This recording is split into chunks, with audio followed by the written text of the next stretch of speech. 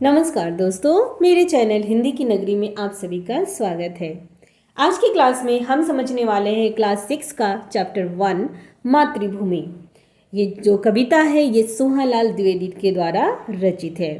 तो आइए वीडियो की शुरुआत करते हैं और देखते हैं कविता को पढ़ते हुए कविता की व्याख्या। तो सबसे पहले मातृभूमि जो कविता है ये कुछ इस प्रकार सी है। ऊंचा खड़ा हिमालय आकाश चूमता है, नीचे चरण तले झुक नित्य सिंधु झूमता है। इसका भावार्थ है कि ये जो पंक्तियां हैं इसमें कवि ने भारत की भौगोलिक स्थितियों और प्राकृतिक सुंदरता का गुणगान किया है। भारत के उत्तर में स्थित विशाल और गौरवशाली हिमालय पर्वत को कवि ने ऐसा दर्शाया है मानो वो आकाश को चूम रहा हो, यानी कि हिमालय की जो ऊंचाई है वो आकाश को चूमती हुई नजर आ रही है, जो देश की शक्ति और अखंड अडिगता का प्रतीक है। वहीं दक्षिण दिशा में स्थित विशाल हिंद महासागर, यहाँ सिंधु जो कहा गया है उसे सिंधु यानी कि यहाँ पे हिंद महासागर के बारे में बोला गया है कि दक्षिण में, भारत के दक्षिण में हिंद महासागर हिमालय के चरणों में झुककर लहरों के माध्यम से अपने उल्लास को प्रकट करते हुए इतरा रहा है। फिर देखिए, गंगा यमुना त्रिवेणी नदियाँ लहर रही है, जगमग छटा निराली पग पग छहर रही है। कवि फिर आगे कहते हैं कि भारत की नदियों के बारे में यहाँ पे कवि वर्णन करते हैं। गंगा, यमुना और सरस्वती, इन तीनों नदियों के संगम को त्रिवेणी, यानी तीनों नदियों को त्रिवेणी कहा गया और त्रिवेणी की जो संगम की महिमा है वो बहुत महत्व रखती है ना। तो यहाँ पे त्रिवेणी संगम की महिमा का वर्णन कवि ने किया है। इन नदियों का कलकल प्रवाह और उनकी जगमगाती छटा समस्त धरती पर एक अनुपम सुंदरता बिखेरती है। यहाँ है ना, जगमग छटा निराली पग पग छहर रही है। फिर कवि कहते हैं कि पर्वतीय झरनों की मधुर जो ध्वनि है वो और नदियों की लहरों की चंचलता भारत की प्राकृतिक संपदा को और अधिक भव्य बनाती है और अधिक सौंदर्यमय बनाती है। फिर देखिए आगे की पंक्ति है, वह पुण्य भूमि मेरी, वह स्वर्ण भूमि मेरी, वह जन्मभूमि मेरी, वह मातृभूमि मेरी। इन पंक्तियों के माध्यम से कवि कहते हैं अपनी जन्मभूमि भारत की महानता और पवित्रता का भावात्मक रूप से वर्णन करते हैं। कवि अपने देश को पुण्य भूमि और स्वर्ण भूमि कहकर इसका गौरव बढ़ाते हैं। यह वही भूमि है जहाँ कवि ने जन्म लिया, जिसे वह अपनी माँ के समान पूज्य मानता है और जिससे उसका गहरा आत्मीय संबंध भी है। तो इस तरह से कवि अपनी मातृभूमि भारत की महिमा का गुणगान कर रहे हैं। फिर देखिए, झरने अनेक झरते जिसकी पहाड़ियों में चिड़िया चहक रही है, हो मस्त झाड़ियों में। यहाँ कवि आगे कहते हैं कि यहाँ की पहाड़ियों से अनेक झरने बहते हैं जो इसकी प्राकृतिक शोभा को और अधिक बढ़ा देते हैं। हरियाली से भरे हुए जंगलों में और झाड़ियों में चिड़ियों की चहचहाट गूंजती रहती है, जिससे वातावरण और आनंदमय और जीवंत हो उठता है। भारत की इस प्राकृतिक सुंदरता को देखकर मन हर्षित हो उठता है ना। आगे देखिए, अमराइयाँ घनी है कोयल पुकारती है, बहती मलय पवन है तन मन संवारती है।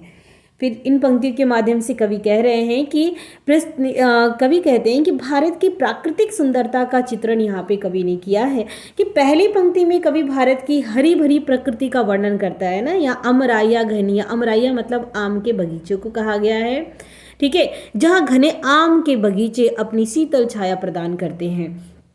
कोयल पुकारती है और इन बागों में, इन बगीचों में कोयल अपनी मधुर वाणी में गान करती रहती है, जिससे वातावरण संगीत से गूंज जाता है। बहती मलय पवन है तन मन संवारती है। कवि फिर कहते हैं मलय पवन यानी कि मंद मंद मलय पवन, जो दक्षिण से चलने वाली शीतल हवा होती है वह प्रभावित हो रही है और जो न केवल शरीर को शीतलता प्रदान करती है बल्कि मन को भी प्रसन्नता और स्फूर्ति से भर देती है। फिर देखिए, वह धर्मभूमि मेरी, वह कर्मभूमि मेरी, वह जन्मभूमि मेरी, वह मातृभूमि मेरी। इसके बाद कवि अपने देश की धार्मिक और नैतिक महानता को रेखांकित करते हुए कहते हैं कि भारत को धर्मभूमि कहा गया है क्योंकि यह धार्मिकता का केंद्र है है ना। भारत धार्मिकता का केंद्र, यहाँ विभिन्न धर्मों के लोग एक साथ मिलजुल कर रहते हैं, तो इसलिए इसे धर्मभूमि भी कहा गया है। साथ ही इसे कर्मभूमि भी कहा है कवि ने, क्योंकि यह परिश्रम और वीरता का प्रतीक भी है। ठीक है, इसके अलावा यह वही भूमि है जहाँ कवि ने जन्म लिया, तो ये जन्मभूमि हो गई, और जिसे वह अपनी मातृभूमि के रूप में सम्मान देता है। फिर देखिए, जन्मे जहाँ थे रघुपति, जन्मी जहाँ थी सीता, श्री कृष्ण ने सुनाई बंसी पुनित गीता। पुनः कवि कह रहे हैं इन पंक्तियों के माध्यम से कि इस भूमि की पवित्रता को दर्शाते हुए कवि कहते हैं कि यह वही देश है, यह वही भूमि है, यह वही धरती है जहाँ भगवान राम और माता सीता का जन्म हुआ था। यह वही भूमि है जहाँ भगवान कृष्ण ने अपनी बांसुरी की मधुर ध्वनि के साथ गीता का पावन ज्ञान संसार को प्रदान किया, जिससे मानवता को धर्म, कर्म और सत्य का मार्गदर्शन मिला। तो इसलिए इस भूमि की महिमा ही अनंत है। कवि फिर कहते हैं, गौतम ने जन्म लेकर जिसका सुयश बढ़ाया, जग को दया सिखाई, जग को दिया दिखाया। ठीक है, फिर कवि कहते हैं कि यह वही भूमि है जहाँ गौतम बुद्ध का जन्म हुआ और उन्होंने अपनी करुणा, अहिंसा और ज्ञान से संपूर्ण विश्व को दया और सत्य का संदेश दिया है। उन्होंने अज्ञान के अंधकार में भटके हुए लोगों को सच्चा मार्ग दिखाया और उन्हें मोक्ष की ओर अग्रसर किया। तो यही वह भूमि है जहाँ गौतम बुद्ध जैसे महान प्रभु का भी जन्म हुआ। ठीक है, फिर देखिए, यह युद्ध भूमि मेरी, वह बुद्ध भूमि मेरी, वह मातृभूमि मेरी, वह जन्मभूमि मेरी। अंत में कवि इस देश को युद्ध भूमि और बुद्ध भूमि दोनों कहकर इसकी अद्वितीय विशेषताओं को दर्शाते हैं। कहते हैं कि यह वही भूमि है जहाँ धर्म और न्याय की रक्षा के लिए महाभारत जैसे युद्ध लड़े गए। यह वही भूमि है जहाँ अहिंसा और शांति का संदेश देने वाले महापुरुषों की जन्म स्थली भी रही। साथ ही कवि यह भी कहते हैं कि उनकी यह मातृभूमि है और यह उनकी जन्मभूमि है। यह देश केवल भूमि का एक टुकड़ा नहीं है, बल्कि जन्मभूमि और मातृभूमि के रूप में पूजनीय भी है।